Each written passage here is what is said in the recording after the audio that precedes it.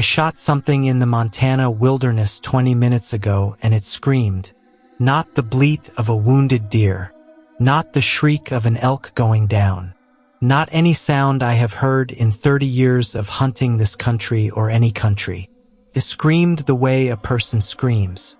A full human voice, adult, male, coming from the tree line where my bullet went. A single sustained scream of pain that lasted maybe 4 seconds and then cut to absolute silence. And I am sitting in my blind right now with my rifle across my lap and my hands shaking so badly I had to put the rifle down, and I have not moved in 17 minutes because whatever I shot is somewhere in those trees and I do not know what it is, and I do not know if it is still alive, and I do not know if it is alone. 30 years of hunting. Elk, mule deer, whitetail, black bear, upland birds, waterfowl. I know the sound of every animal in this ecosystem in pain. I know the sound of every animal in this ecosystem at all. What I heard 17 minutes ago is not in that catalog. What I heard 17 minutes ago came from a human throat. And I need you to stay with me through everything that follows, because by the time I am done you will understand that the scream was not even the most disturbing thing that happened on this mountain. The most disturbing thing happened when I finally walked to the tree line. When I found the blood. And when I understood what the blood meant about what I had been looking at through my scope for the 40 minutes before I pulled the trigger. I have been hunting the mountains of western Montana for 11 seasons. I grew up in the Midwest, but I came west in my late 20s for work, and the mountains took me the way mountains take certain people, completely and permanently, and I have been hunting this general region ever since. I have a specific area I return to each fall. A drainage I will not name precisely, a system of north-facing slopes and creek bottoms and high meadows that hold elk reliably in early November when the rut is finishing and the bulls are tired and feeding hard before the serious cold arrives. I know this drainage the way a person knows a place they have returned to for a decade. I know its rhythms and its moods and its animals. I have taken elk from it 7 times. I have walked every ridge it has. This year I go in alone. My usual hunting partner had a family obligation and I debated waiting, but the weather forecast showed a cold front moving through midweek that would push elk down from the high country, and I did not want to miss it. I drive the 4 hours from my house on a Sunday, park at the trailhead at 2 in the afternoon, and pack in the 4 miles to my camp on a bench above the main creek. I set up camp before dark, eat, and am in my sleeping bag by 9. Monday, I scout the upper meadows and find fresh sign, good sign, multiple animals, beds and rubs and tracks in the soft ground above the creek. Monday night, I plan my Tuesday hunt. I will be in position on a timbered bench that overlooks the largest of the upper meadows by first light. I have killed 2 elk from this bench over the years. I know the shooting lanes. I know the distance to the meadow edge, 340 yards, measured on a previous trip with a rangefinder and confirmed by the landmarks I used to anchor the number. Tuesday morning I am on the bench in the dark, settled into the deadfall blind I have used before, packed in with my pack behind me and my rifle on the shooting sticks at 5:40 a.m. First light begins to come at 6:20, and by 6:40 I can see the meadow clearly. At 7:10 the elk begin to move. 3 cows cross the meadow from north to south, moving at the easy pace of animals that feel safe, feeding as they go. I watch them. I am looking for a bull. I am patient. At 7:40 a 4th animal appears at the northern tree line of the meadow. It steps out of the timber and stops at the meadow edge. I put my scope on it. I see antlers immediately. This is a bull. I settle my breathing and I look at him through the scope. He is standing at the timber edge, broadside, at what my landmarks tell me is approximately 340 yards. He is looking across the meadow in the direction the cows went.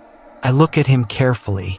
Something about his shape is slightly unusual, but I attribute this to the angle and the early light and the way large bulls can look wrong until you have been looking at them long enough for your brain to calibrate. He has antlers. He is a bull. I have a valid tag. The shot is within my comfortable range on a standing broadside animal. I settle the crosshairs on his shoulder. I breathe out slowly, and I squeeze the trigger. The shot breaks and I hear the impact. Solid, definitive, the sound of a bullet finding a body. And then the scream. Immediate and full and human and sustained for 4 seconds and then nothing. The animal goes into the timber. I sit with my scope on the timber edge and I wait. Nothing emerges. The meadow is empty. The cows, startled by the shot and the sound that followed it, have gone. Everything is still and silent and I am sitting in my blind shaking. 17 minutes I wait. Then I force myself off the bench and I walk across the meadow toward the timber. The dew-wet grass soaks my boots. I reach the spot at the timber edge where the animal was standing and I look for blood. I find it immediately. Good volume, bright, hitting the ground in drops rather than spray, indicating an arterial hit. The blood trail enters the timber and I follow it. I follow it for 60 feet into the trees and I stop. The blood trail ends at a deadfall. A large blowdown, a cluster of fallen timber at the base of a big spruce, and the blood leads directly to the near side of the deadfall and stops. I look over the deadfall.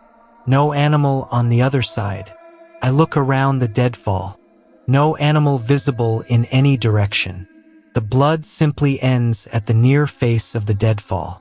I crouch and I look under the lowest log, which has a gap of about 16 inches between its underside and the ground.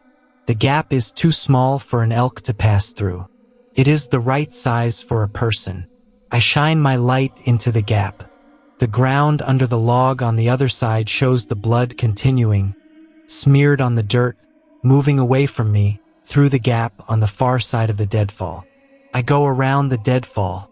I find the blood on the far side. I follow it. It leads me 40 feet further into the timber and then it ends again, not at another obstacle, just ends, the drops getting smaller and further apart and then simply stopping.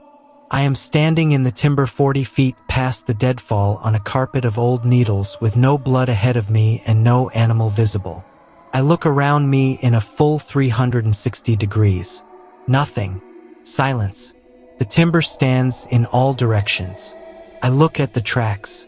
In a soft section of the needle carpet where moisture has kept the ground from hardening, I see tracks. And the tracks are not elk tracks. They are boot prints. The tread of a heavy boot, large, a man's size, pressed into the soft needle duff in a pattern consistent with something that has been moving injured, irregular stride, dragging slightly on the right side. Boot prints.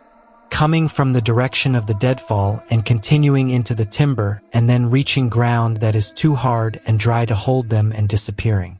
I follow the direction they indicate as best I can without the track. I find nothing more. I walk out of that drainage in 2 hours. I do not retrieve any animal. I do not find any animal. I find blood that goes under a gap too small for an elk and boot prints that emerge on the other side. I drive to the nearest town and I go to the sheriff's office and I tell them everything. They send 2 deputies to the drainage. They are there for most of the day. They find the blood trail. They find the boot prints. They do not find a body, human or animal. They find no one in the drainage. What the lead deputy tells me when he calls me 2 days later is this. The blood typing from the trail is being processed. He will let me know. He calls me again 1 week later. He tells me the blood type is consistent with human blood. He tells me there is no missing persons report for anyone in the county or the surrounding counties that corresponds to the timeline. He tells me the investigation is open. He tells me these things in the careful language of someone who is not telling me everything he is thinking. He asks me one final question before he ends the call. He asks me to describe again what I saw through the scope when I first put it on the animal at the timber edge. I describe it again. The antlers, the broadside stance, the shoulder I aimed for. He is quiet for a moment. Then he says, "And you are certain it was an animal?" I tell him I saw antlers. He thanks me and he ends the call. And I have spent every day since then with that question sitting in me like something cold that will not warm up. And certain it was an animal, standing at the timber edge of a Montana meadow with antlers on its head, and a human scream in its chest and boot prints for tracks, and the ability to move through a gap 16 inches high after taking a bullet that drew bright arterial blood. I was certain. I squeezed the trigger certain, and I have never been certain of anything the same way since. Story number 2.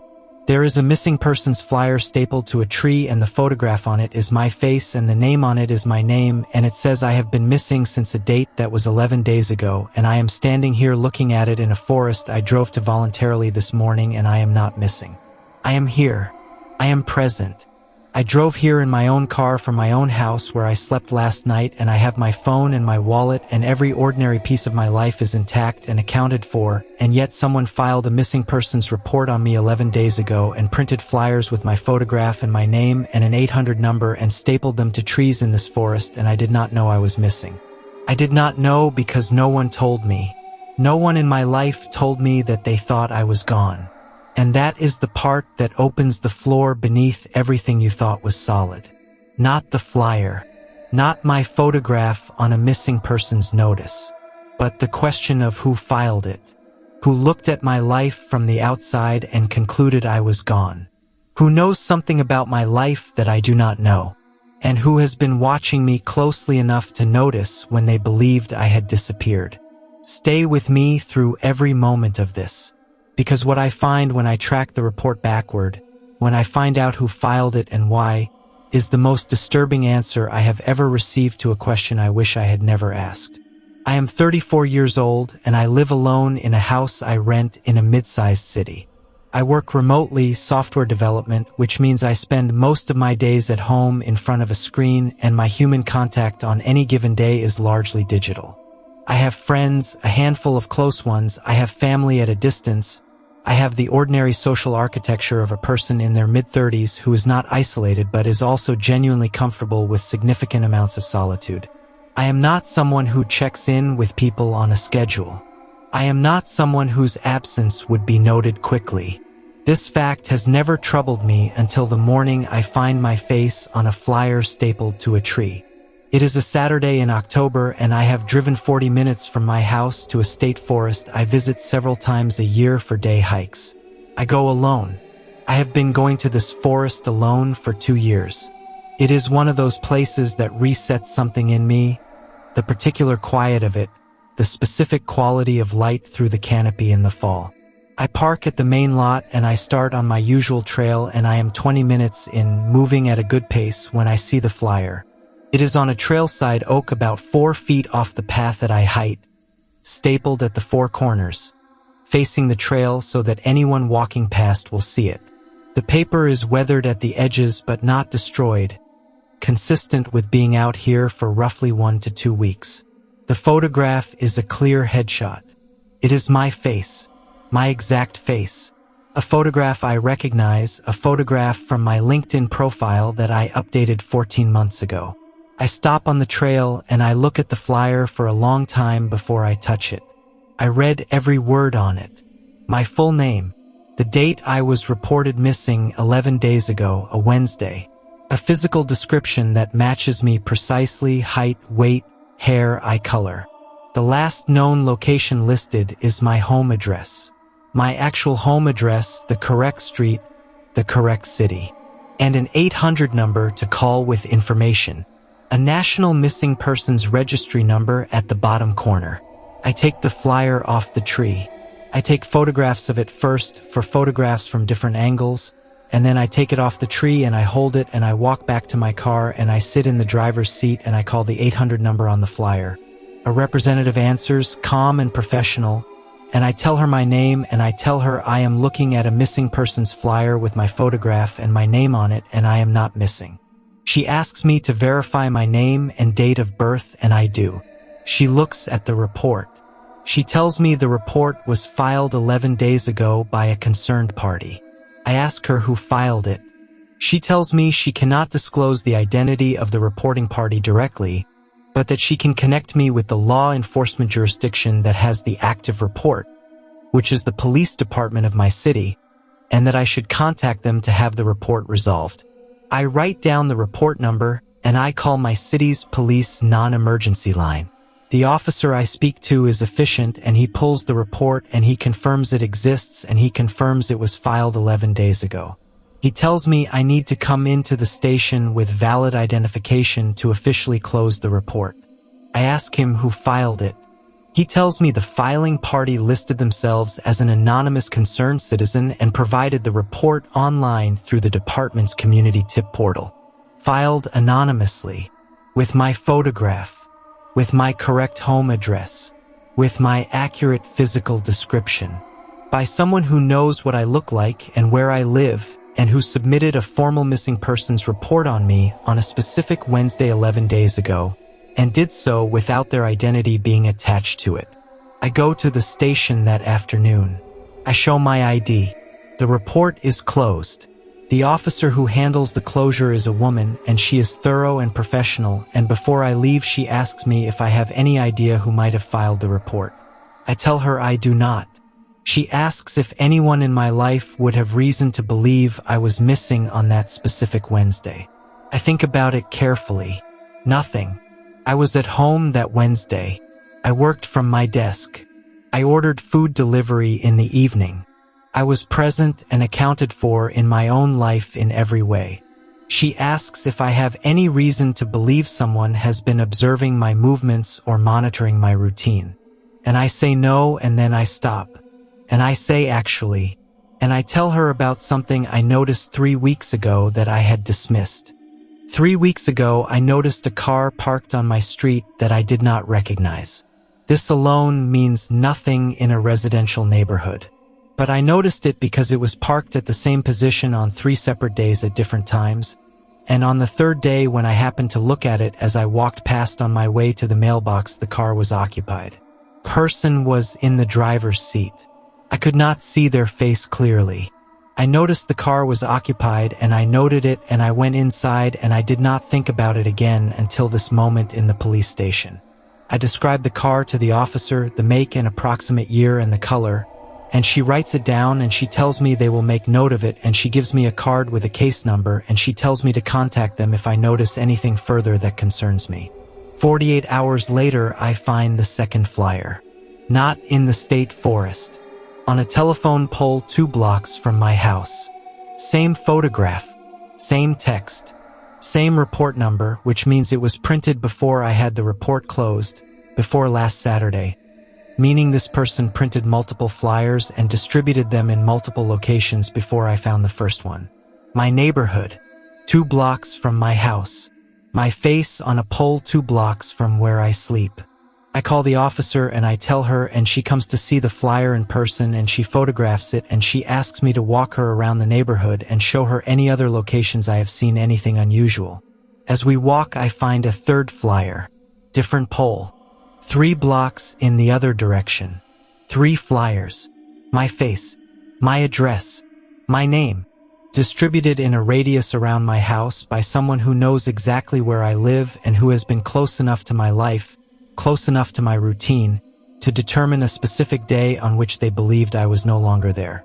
To determine the exact Wednesday on which, by their assessment, I had gone missing. And they were wrong. I was there. But they were watching closely enough to notice, or to believe they noticed, when I was not. The investigation is open. No arrest has been made. The anonymous report cannot be traced to an individual through the online portal without a subpoena that the current evidence threshold does not yet support, according to the officer. The car has not been identified. The flyers have been fingerprinted. Latent prints found. No match in the system. Someone is outside my life looking in. Someone has been watching me closely enough to track my presence at home, to notice a deviation, to respond to that deviation by filing paperwork and printing flyers and distributing them around my house and in a forest I visit. Someone who knows my routine well enough to know that forest. And the thing I cannot stop sitting with, the thing that keeps me awake on the ordinary nights in my ordinary house that someone is watching from the outside, is this. They filed the report because they thought I was gone. They thought I had disappeared. But I did not disappear. So where did they think I went? And what, in their understanding of my life and their monitoring of my routine, made them believe on that specific Wednesday that I was no longer there? What did they see or not see that convinced them I was gone? What does my presence look like to someone watching from the outside closely enough to file a missing persons report when it changes? And what happens when they figure out I am still here? Story number 3. My front door is wide open. It is 4 in the morning and I am standing at the top of my stairs looking down at my front door standing open to the night, and the cold is coming in and the porch light is casting a rectangle of yellow light across my entry floor, and inside that light I can see where the mud starts. Bootprints. Coming in, crossing the entry floor and turning right toward the living room, and I can see from the top of the stairs that the trail of prints does not go back out. Whatever came through my front door came inside and did not leave through the front door, and I am standing here in my own house at 4 in the morning with every light off except the porch light outside, and somewhere below me in the dark of this house there are boot prints walking in circles, and I live alone and the door was locked when I went to bed. I checked it. I check it every night. It is the last thing I do before I go upstairs, and I checked it at 10:47 last night, and now it is 4 a.m. and it is open, and something came in and is inside my house right now, or was inside my house, and I cannot tell which because I cannot see the full loop of the boot print trail from where I am standing. Stay with me through every second of this, because what I find when I turn the lights on and follow those prints through my own house, the shape they make, the room they end in, the thing that is in that room when I reach it, is going to live in you the way it lives in me. Like something pressed into the floor of who you are that will not come back up. I have lived in this house for 3 years. A 2-story colonial, 4 bedrooms, a finished basement, a double-car garage, on a half-acre lot at the end of a cul-de-sac in a quiet neighborhood that I chose specifically for its quietness and its distance from the density of the city I used to live in. I live alone. I want this said clearly and early. There is no roommate, no partner, no family member with a key who might have come in during the night. The people with keys to my house are me, my neighbor Carol, who has an emergency copy, and my brother who lives 400 miles away. Carol is 71 and I would know her boot prints. My brother did not come here last night. I am alone in this house and alone on this property, and I was alone when I went to bed and the front door was locked. I am a light sleeper and I wake at 4 exactly, or near enough that my phone shows 4:02 when I check it, and I wake because of cold. Not the gradual overnight cold of a house losing heat. Sudden cold, the specific draft of an exterior door open to autumn night air, pulling the temperature down fast enough to wake a person who is tuned to the wrong in their environment the way I am tuned to it. I notice it as cold and then as wrong cold, and I sit up in bed and I listen. The house is quiet, not the absolute quiet of a properly sealed house at night. There is a faint sound, very low, something that resolves after 10 seconds of listening into the sound of the night outside. Wind, leaves, the distant bark of someone's dog 3 streets over. Sounds that are inside my house that should be outside my house. Sounds coming through an opening that should be closed. I get up. I go to my bedroom door, which is closed, and I open it and I go to the top of the stairs and I look down and I see what I have already described to you. The open door, the light, the mud, the prints coming in and not going back out. I stand at the top of the stairs for a period I estimate at 4 minutes. I am making the calculation that every person makes in that moment, the calculation between what I should do and what I am capable of doing. And the answer I arrive at is that I cannot stay at the top of the stairs indefinitely, and I cannot go back into my room and close the door and wait for morning without knowing what is below me and where it is in my house, because not knowing is a worse thing than knowing, even when knowing might be terrible. I pick up the softball bat I keep propped against my nightstand, a habit from living in a different neighborhood years ago that I never broke, and I go down the stairs. I turn the entry light on. The boot prints are clear in the full light. Large boots, deep tread, the kind of work boot or hiking boot that picks up mud and transfers it with each step. The prints come in the front door in a normal walking stride, right, left, and they cross the entry tile and they turn right into the living room and they go out of my sight line. The doorbell camera faces the front porch and the front path and the driveway and the street. We pull the footage from 10 p.m. to the current time and we watch it together on fast forward. At 2:51 a.m., a figure walks up the front path.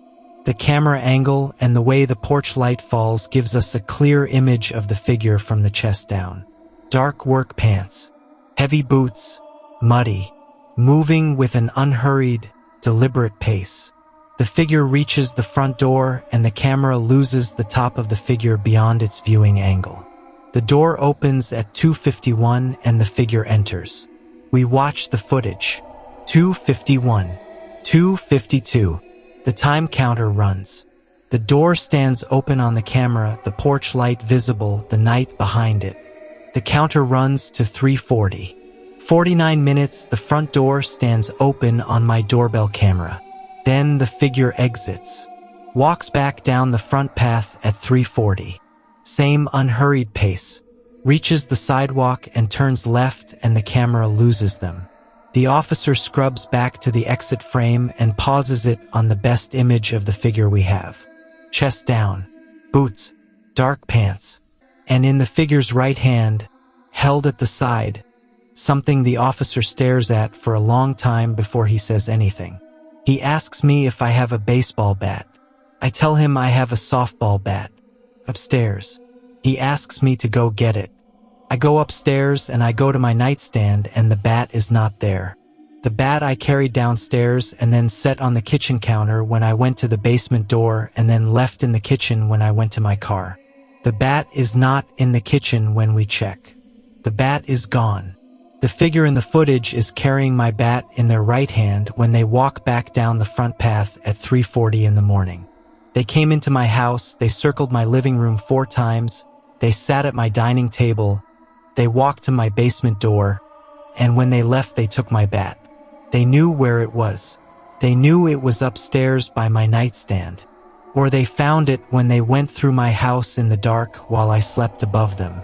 While I slept 6 feet above the ceiling they were walking under, circling my living room, sitting in my chair, standing at my basement door, for 49 minutes, while I was asleep, and they took the one thing I would have reached for.